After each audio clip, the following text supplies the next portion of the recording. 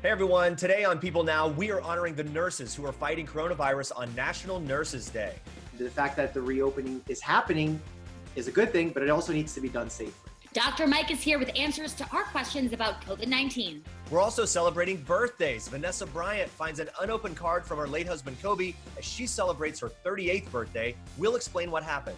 And fans are loving Adele's new look in her new birthday post. Plus, once you put on that gun belt, Goldberg star Wendy McClendon-Covey opens up to us about getting back into uniform for the Reno 911 reboots. And our favorite home renovation couple, Chip and Joanna Gaines, are focusing on courage in the face of the unknown in their latest Magnolia Journal.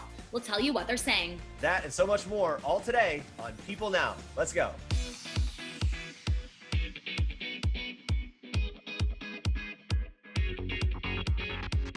Hey everyone, happy Wednesday. Welcome to People Now. I'm Andrea Boehlke here in Wisconsin, and it's going to be a great day today. It's beautiful. The sun's shining, starting my day on a happy mood. So Jeremy, nice. how's it going in New York? Yeah, it's okay. It is funny how I wish it were going to be nicer today, but it's boiled down to if the sun's out, I'm happy. If not, I don't know. I'm more gloomy, even though I can't really go out in it. But anyhow, there's a lot in today's show that I'm really pumped about.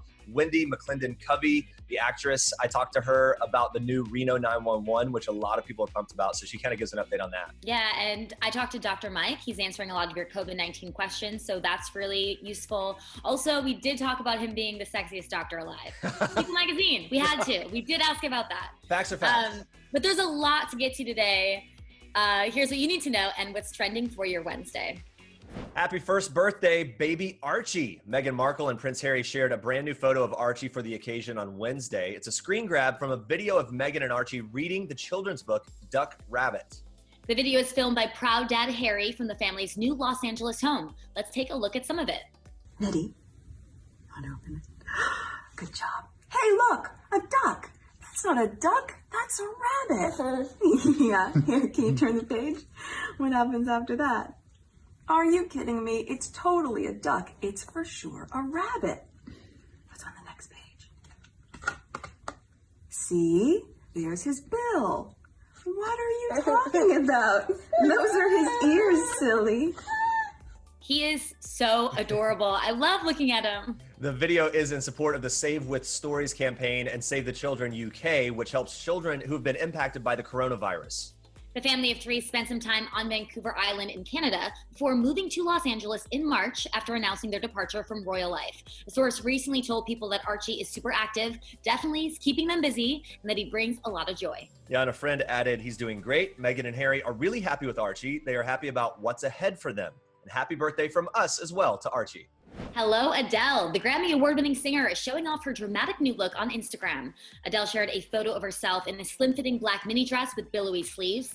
In the caption, she thanked her fans for sending birthday love for her 32nd birthday, which she celebrated on Tuesday. She also thanked first responders and essential workers, calling them our angels. Yeah, this is Adele's first Instagram post since she first showed off her new figure in a photo from her Christmas party last year. So, of course, Adele's comment section going absolutely wild. Chrissy Teigen commented, I mean, are you kidding me? While Rita Wilson wrote, happy birthday, Adele, sending you so much love, looking gorgeous. Lil Nas X joked, why you won, alongside a heart eye emoji. And there are many more comments like that. And her transformation wasn't the only thing that got people talking. Many fans in the comments are itching for Adele to release her new album. Oprah Magazine commented saying the album could be a birthday gift, and it had an overwhelming amount of positive responses in agreement. Other fans are asking for it to be a post-quarantine gift, which would be nice. Adele previously confirmed that her album will come out in September, but that was before the coronavirus and social distancing, so who knows if it will be released this year. Lauren Paul shared her own photos of Adele on her Instagram stories, including this picture of Adele posing alongside Nicole Richie and Jedediah Jenkins. She captioned it with words of love to Adele, writing in part, you've taught me so much. You glow because your heart is full. I'm so proud of the human you are. She posted another shot of herself hugging Adele as they rode in the back of a pickup truck. And she wrote, you're such a good friend. Happy birthday, Adele. And we are excited to see Adele looking so happy. Vanessa Bryant celebrated her 38th birthday with her daughters Natalia, Bianca, and Capri on Tuesday. She posted photos to mark the occasion on Instagram, captioning this one in part, thanks to my girls for ordering these flowers and piñatas for Mama. This is Vanessa's first birthday since losing her husband, Kobe Bryant, and their daughter, Gianna, in that devastating helicopter crash back in January. Vanessa also posted a sweet photo with their youngest daughter, Capri, who wore a dress that once belonged to Gianna. She captioned that post, quote, "Capri looks just like her daddy in Gigi's outfit." Vanessa also received some birthday gifts from famous friends, including flowers from the Kardashians and a beautiful note from the eldest daughter, Natalia, which read in part, quote, "I'm so grateful to have you as my mom." In another really touching post, Vanessa revealed that she found a card she never expected to receive from Kobe.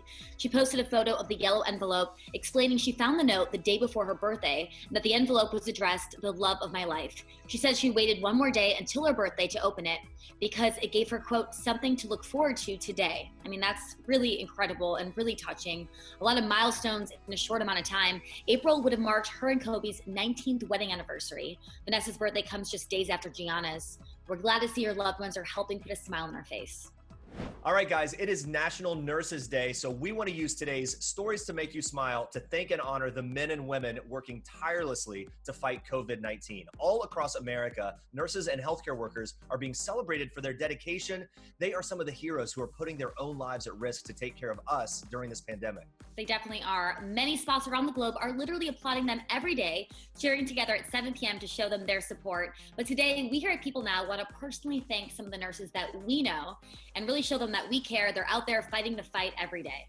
Our executive producer, Lauren, wants to thank her cousin, Emily, who's an RN at Cooper Hospital in Camden, New Jersey, Emily's fiance, who's an EMT in the emergency department as well. Yeah, thank you to my Aunt Sarah, who's an RN school district nurse in Plymouth, Wisconsin. I mean, Sarah's the best. Anytime I have any sort of ailment, I send her a text, long detailed text, pictures even of like full body poison ivy. She's helping people all the time in our school district. Our producer, Emma, wants to thank her friend Josh, who is an EMT and soon-to-be nursing student in Boston, Massachusetts. Our editor, Megan, wants to thank her roommate's mom, Edie, an RN and training manager at Hackensack Meridian Health, HUMC in New Jersey. And I want to thank my mom, Denise Parsons. She's a retired LPN nurse in Charleston, West Virginia. I actually texted her this morning to see if she had a picture of herself in like a nurse uniform or something. She's like, no, I guess I never thought to take one, which to me sort of sums up the mindset of a nurse. They are giving to other people, not thinking about themselves. And that's why we're all doing as well as we can as we're fighting COVID-19 right now. Yeah, they're all very selfless. If you have a nurse in your life that you think deserves a shout out, tweet us using the hashtag PeopleNow. And to all the frontline workers and nurses on today, we want to say thank you. Moving on to this, Gigi Hadid may not have planned her current pregnancy, but it was a happy surprise for the supermodel and her boyfriend, Zayn Malik. Sources close to the couple tell People exclusively in this week's issue that the stars are thrilled about the baby and their next chapter together. So the parents-to-be have gone through several breakups over the past 3 years, but now they seem to be stronger than ever. One source says, at their young age, it was hard to keep a normal relationship, explaining that they were separated by commitments that took them to different parts of the world. But over the last 5 months, a Hadid source says they seem more mature and are willing to go the extra mile. Another source adds they've been through their ups and downs, but neither stopped caring about the other. And they go on to add they've jumped on the timing of having a baby and are preparing for their new lives. Both Gigi and Zayn come from large families, and a Hadid insider says the model has always dreamed of having a family of her own, explaining Gigi is young, but always said she wants several kids. She's sensitive and nurturing and will be a great mom. For all the details on Gigi Hadid and Zayn Malik's happy baby news, check out the latest issue of People. It's available Friday. And in this week's People Cover story, we are getting an exclusive look at Jimmy Fallon at home, where he's been broadcasting The Tonight Show. Fallon has been bringing America some much-needed laughs during the coronavirus, and he tells us, quote, we all need some funny right now. He calls his wife, Nancy, the brains behind making the show happen remotely, explaining that she not only coordinates their kids' schooling and art projects, but she also helps shoot and produce the show. Fallon admits that he could not do any of this without her and adds she is everything. He explains to People that she's the production scout, the producer, the lighting person, the editor, the director. Fallon also reveals that she's the person who inspired him to take a leap of faith and try doing the show from home in the first place after NBC pulled the plug on production amidst the pandemic. And while he is savoring the time with his family, Fallon admits to bribing his daughters, 6-year-old Winnie and 5-year-old Franny, to behave while he's filming. And I totally feel that. Fans will know that the girls have been incorporated into the show. They can be seen playing in the background and drawing and holding up placards. Mom and Dad decided to let the kids take part because there was always the risk of them bursting into a shot anyway. And it's really cute. We love to see the kids. Fallon explains, if I'm in a room where they're close, they're going to come in. I can't really blame them. But if he ever feels they're being too silly where he can't get his work done, he admits he bribes them with PlayStation time to get them to behave. And Lego The Incredibles is their game of choice. Dad goes so far to say that it's their favorite thing in the world. I mean, I love this cover story. I love him. Check it out in this week's issue of People. And it's our first social distance photo shoot. We have details in the mag on exactly how we made it work, so check that out too.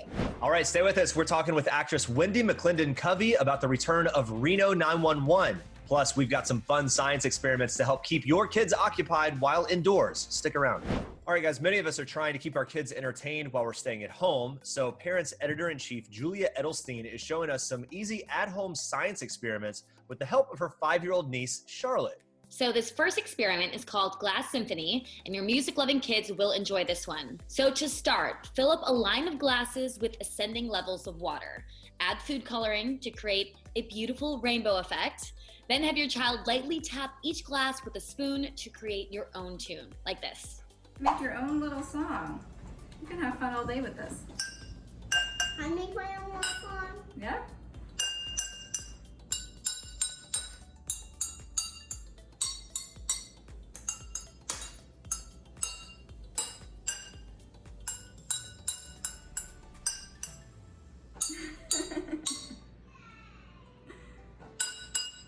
Very nice. Excellent.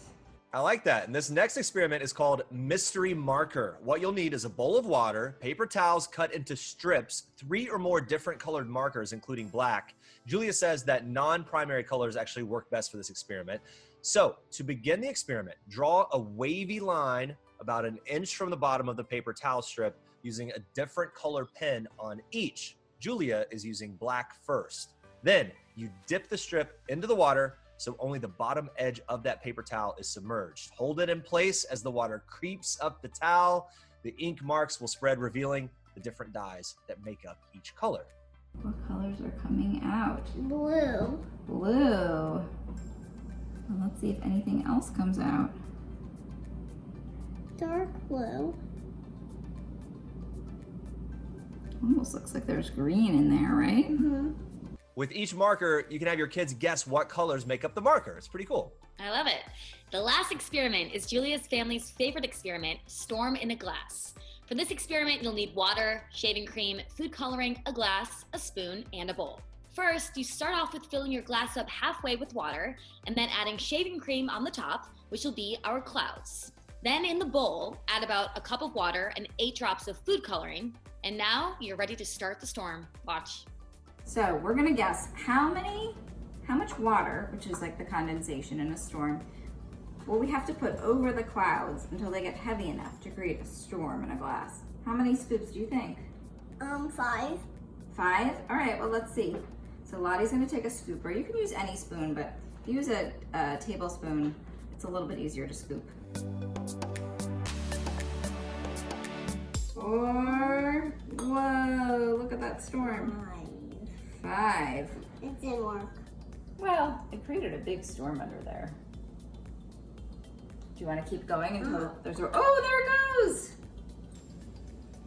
So the weight of the water creates a storm, and it's really fun. I love these. For more fun science experiments you can do with your kids at home, check out parents.com.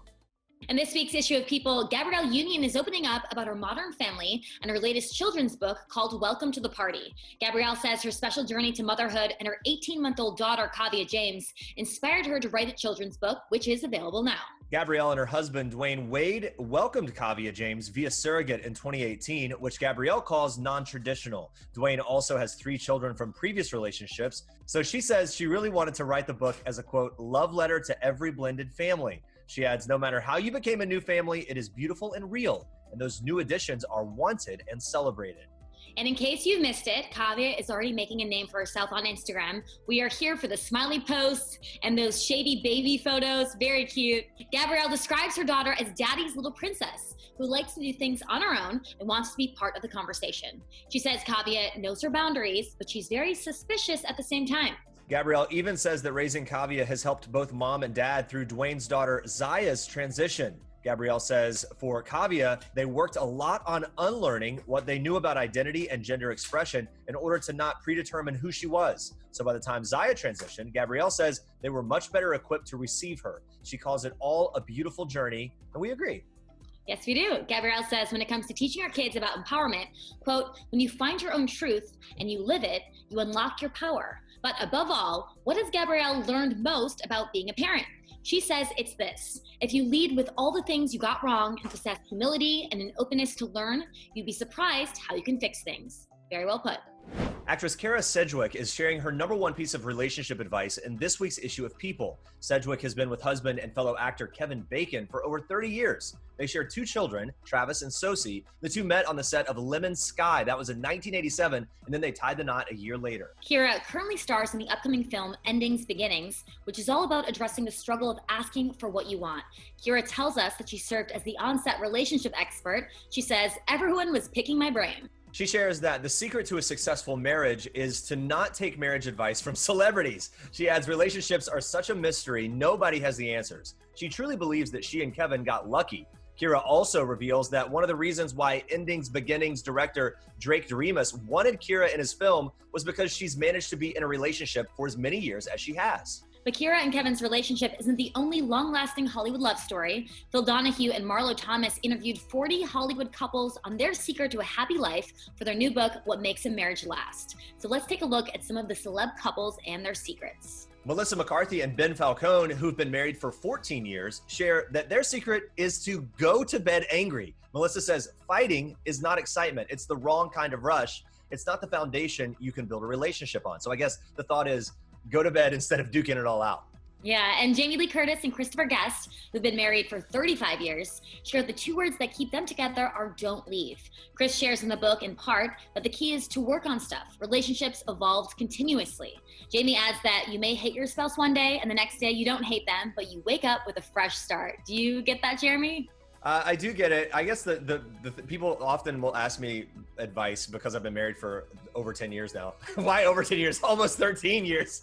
I won't give a specific number. But the thing that's most difficult, I find, as time goes on, is not bringing a lot of past into one argument.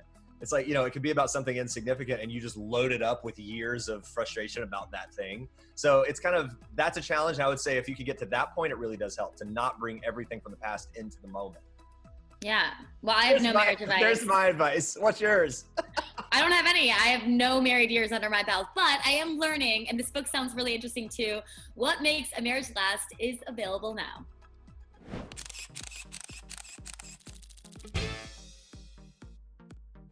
By the way, your Zoom shot looks amazing. You look angelic. I don't know what you're doing. You know what? I'm sitting next to a window.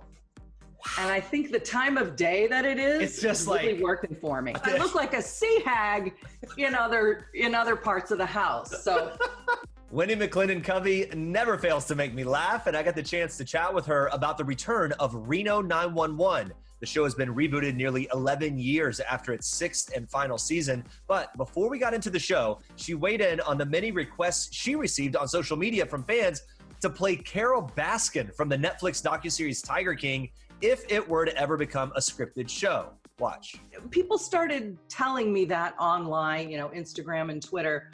Oh, you got to play Carol Baskin. You got to play Carol Baskin. And I didn't think anything of it until Vegas odds makers started weighing in on it. And so then it was me as Carol and Kevin Bacon as Joe Exotic, according to Vegas odds makers. Now, I just read today that Nicolas Cage is going to be playing Joe Exotic. So blessings to him. The only way I think I would do it is, first of all, if someone asked me. Okay, that's important, yes. And if that someone were to be Ryan Murphy.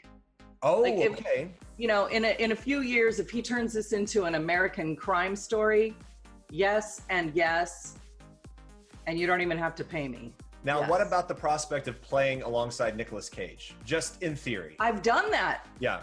I've done that. So we did a movie together called army of one. Now, although she says she would only like to star in a Ryan Murphy-produced rendition of the show, I asked her if she would ever consider joining the upcoming Tiger King series starring Nicolas Cage. She tells me there might be a conflict of interest. You and Nick Cage, it would to see that again. There'd be a homecoming. So fingers crossed. We'll see what happens. Well, I think he's doing it for CBS, and I'm already on ABC. So it seems so that won't happen. Okay, you know? Don't destroy my. Let's just. I'm sorry.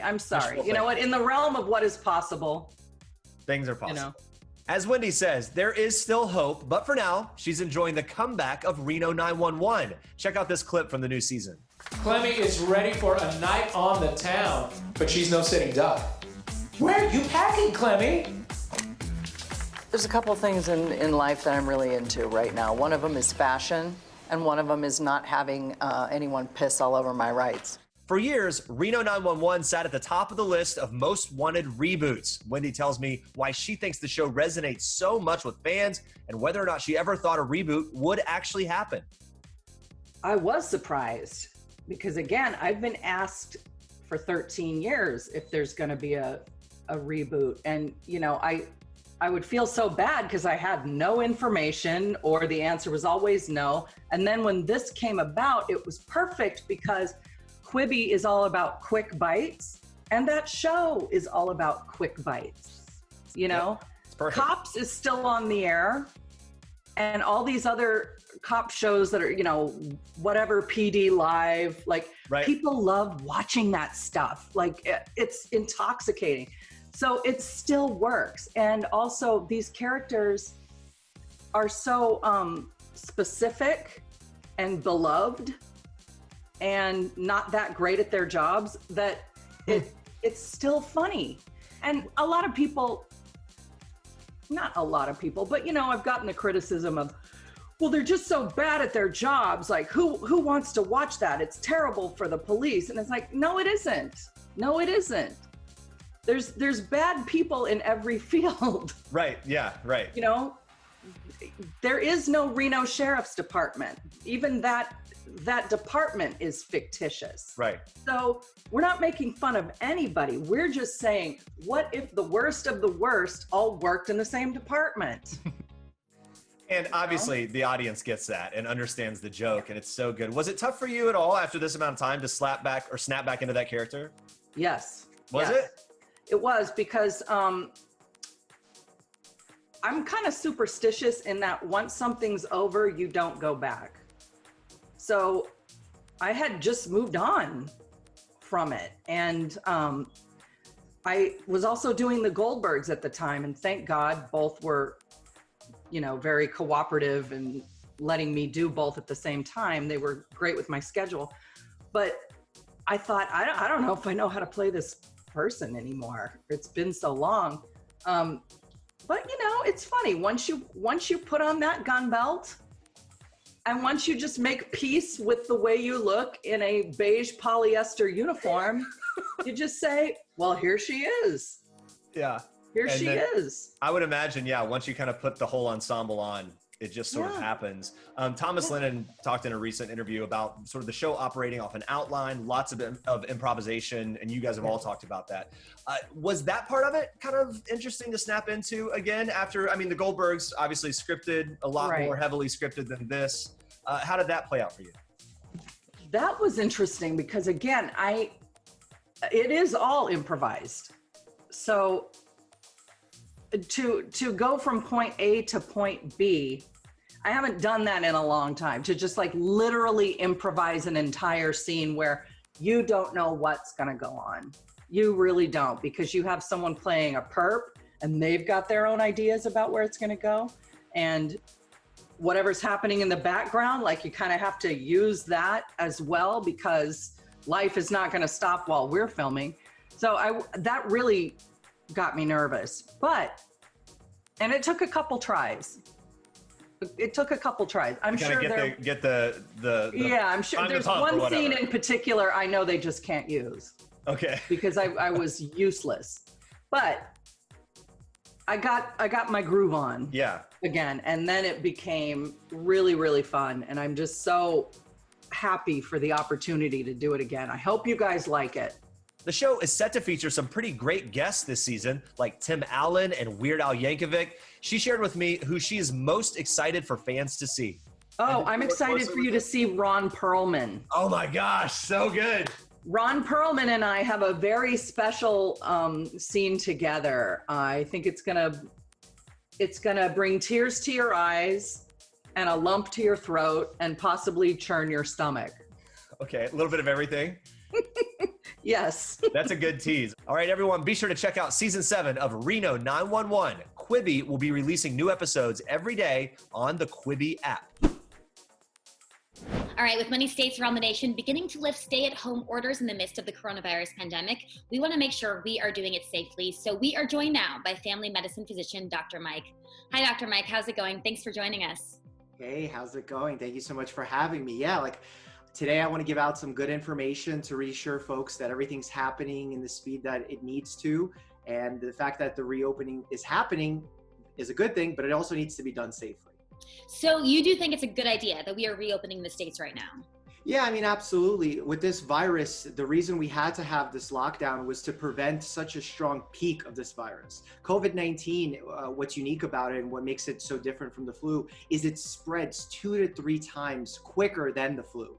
So if everyone was to get sick all at once, it would potentially break our healthcare system to the point where even if you had a heart attack, needed cancer treatment, had an appendicitis, you wouldn't be able to get care.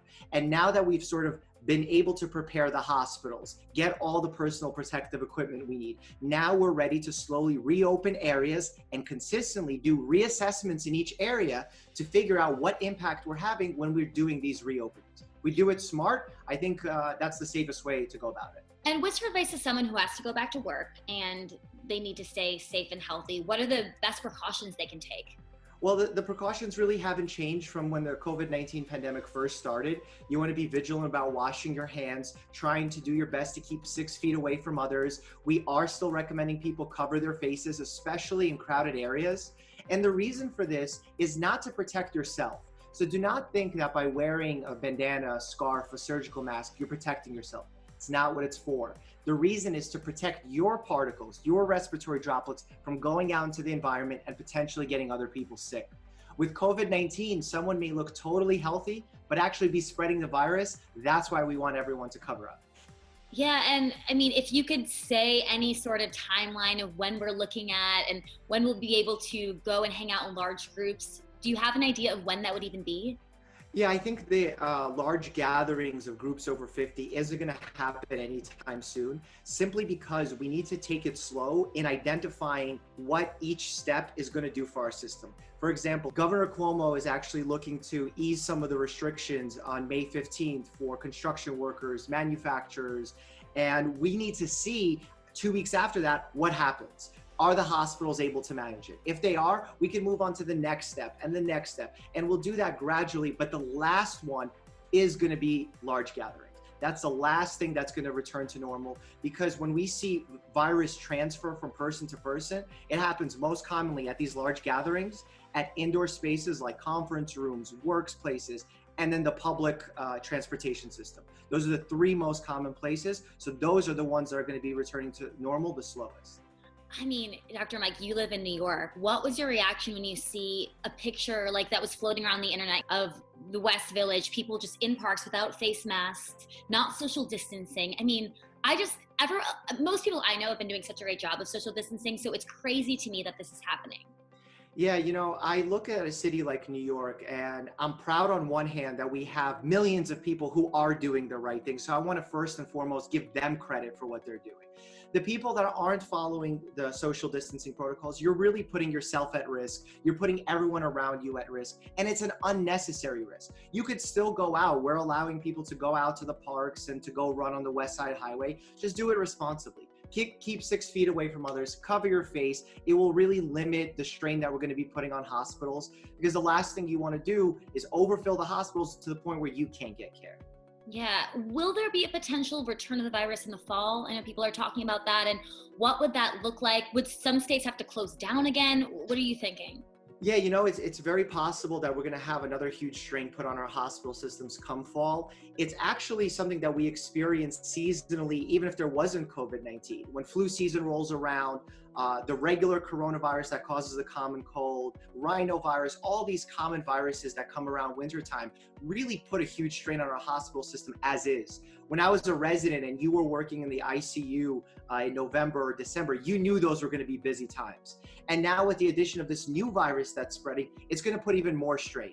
So yes, come fall time, we're still going to be restricting ourselves in some ways. We're going to be making those recommendations to wash our hands. If there's a vaccine out or a treatment out, it will help us a lot as well. So I'm going to try and remain cautiously optimistic for that as well. Yeah, I mean, there's a massive push, obviously, to find a vaccine to treat COVID-19. Recently appeared that Remdesivir, one of the early leaders. What can you tell us about this and its impact on the virus? Yeah. So Remdesivir is an antiviral medication that actually came about during the Ebola times. And now we're starting to see at least initial promise in the preliminary results from Remdesivir working on patients who are severely ill with COVID-19. And that's a really positive sign. So the FDA saw this initial evidence. They know people who are sick now need this medicine, even if there's a potential harm or it doesn't work as well as we think, because they don't have a choice. They can't wait for randomized controlled studies. We're going to be giving this medication to the patients who need it most, and we're going to continue the trials. We're still continuing trials with hydroxychloroquine, convalescent plasma transfusions, Remdesivir. Just because we saw this preliminary promise doesn't mean we stop in our tracks. We need to continue looking at which medicines work and in which ways they work. Some medicines may work at preventing the spread of the virus. Some may work at reducing the complication rates like pneumonia and death. And some just help people feel better sooner. They decrease the symptom duration. So we need to see which work best. And something that I'm going to be predicting in the future is many times with viruses, we're going to need a combination medicine or taking two medicines at once to fully knock it out. I could see that happening as well. Yeah, and obviously this has caused a lot of stress on the medical field and hospitals. When do you see the medical field recovering from all the stress of this pandemic and loss of supplies? That's going to be the slowest recovery, and for one major reason. Now, at least in the last 2 months, we haven't been seeing patients to our usual capacity. So routine surgeries, routine treatments, physicals, they've all been pushed aside. Patient behavior has changed. Patients who were experiencing some kind of symptoms were hesitant to go to hospitals. And because of that, we worry that we're actually making conditions worse, that by the time patients do come in this summer, they may have a disease that is further in their progression, may be more difficult to treat.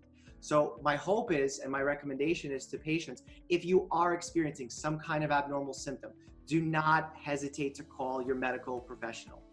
I have an office, we work, we're seeing patients, we're doing it virtually. If patients need to be examined, we follow a strict isolation protocol to make sure they stay healthy and we don't get anyone else sick. But do not hesitate, do not be afraid to contact your hospital or doctor to get care. Your mantra is alert, not anxious. Obviously, a lot of people right now feeling extremely anxious. There's a lot of negative news out there, time of uncertainty.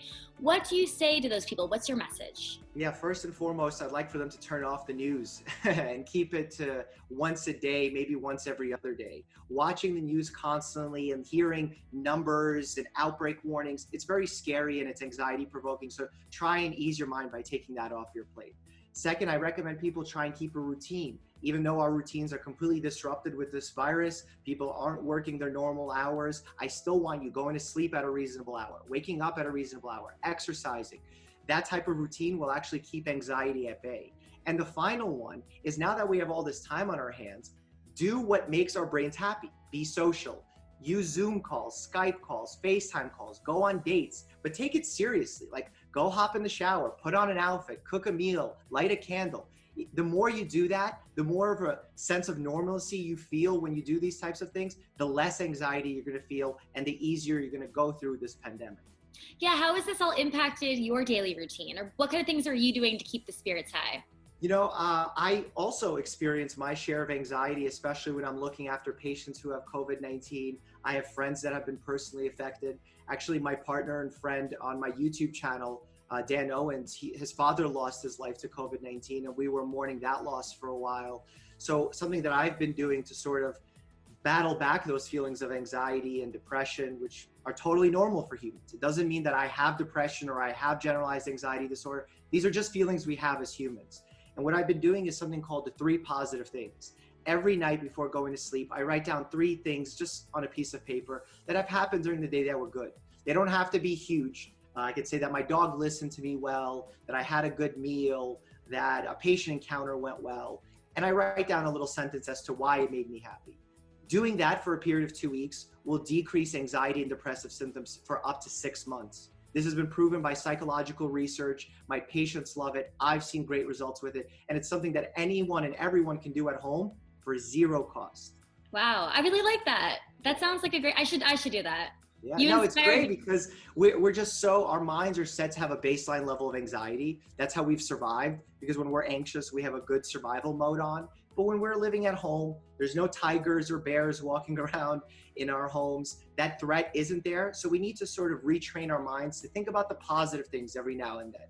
And when we do that, it really balances us out and allows us to have less anxiety, less depression, and really thrive in our current environment. Yeah, that's amazing. Okay, last thing, just humorous here a little bit, Dr. Mike. On a much, much lighter note, you were named People's Sexiest Doctor Alive. You were. There was a petition a few weeks ago for Dr. Fauci to be named this year's Sexiest Man Alive. What are your thoughts on that? I want to co-sign that as much as humanly possible. I think Dr. Fauci is awesome. Him and I hail from the same area of Brooklyn. He's a doctor. He's written a textbook that I have here on my shelf that I learned from when I was in medical school. And recently I was lucky enough to interview him on my YouTube channel. Dr. Fauci's doing a great job. I think he's educating people. He's telling it like it is. He's staying out of the political drama. This is the type of leader we need in the healthcare space. So sexiest doctor alive, sexiest man alive. Him and Brad Pitt should share the cover. I think that's the way to go. There you go. Dr. Mike, thank you so much for all of this for information and for stopping by. Thank you. Of course. Thank you so much, Andrea. The summer months are approaching, hard to believe, but it's true, and you can get ready with Magnolia Journal's Summer 2020 issue. In their seasonal lifestyle magazine, Chip and Joanna Gaines shared their thoughts on decor, outdoor living, entertaining, and this summer, they are focused on the importance of risk and choosing courage in the face of the unknown. In a special note to readers, Joanna says she's learned to trust herself and that things happen when she lets something grow on her instead of making a snap judgment or jumping to a conclusion. She goes on to write, it means choosing instinct over criticism, intuition over doubt, the courage to trust what you already feel deep down in your bones. And that came to Joanna's intuition about Chip, even though she shares she almost didn't give him a second date. She reveals that the first time they met, it was not love at first sight, and that she was typically attracted to guys who were more on the quiet side. But after initially writing off Chip's chatty nature as a reason to not seek another date, there was a part of her intrigued with him because he had the heart of a risk taker, something she didn't believe she possessed. She writes, quote, "This near stranger had drawn out a side of me that I didn't yet know existed. My gut told me there was something there worth waiting for." Now married for almost 17 years, Joanna shares that despite the steady risk, failure, and growth throughout the course of their relationship, she's learned that she and Chip always land on their feet together side by side. And that included the undertaking of their current Waco farmhouse, which sits on 40 acres. Joanna says, like Chip, it wasn't love at first sight. She writes, it was a no for me right from the start. There was no way we were leaving our comfortable, finished family home to potentially go broke fixing up a farmhouse and all the uncertainties it came with. But she admits that in time, they both agreed it was a risk worth taking. In the issue, Chip also shares his own take on risk, which includes not focusing on failure. He writes in part, quote, "The moment we're willing to say that we're not afraid to fail, fear dissipates and it loses its power over us." For more life and home inspiration, check out Magnolia Journal's Summer 2020 issue. It's available Friday, May 8th. All right, guys, coming up tomorrow, Daniel Radcliffe and Ellie Kemper. They're joining us. They're starring in Netflix's new interactive special. It's called Unbreakable Kimmy Schmidt, Kimmy versus the Reverend. Plus, we are talking paranormal encounters with Portal to Hell stars Jack Osbourne and Katrina Weidman. It gets pretty spooky, right, Jeremy? It does. It's wild. It is. Thank you so much for watching. Stay safe and healthy. We'll see you tomorrow. Bye, guys.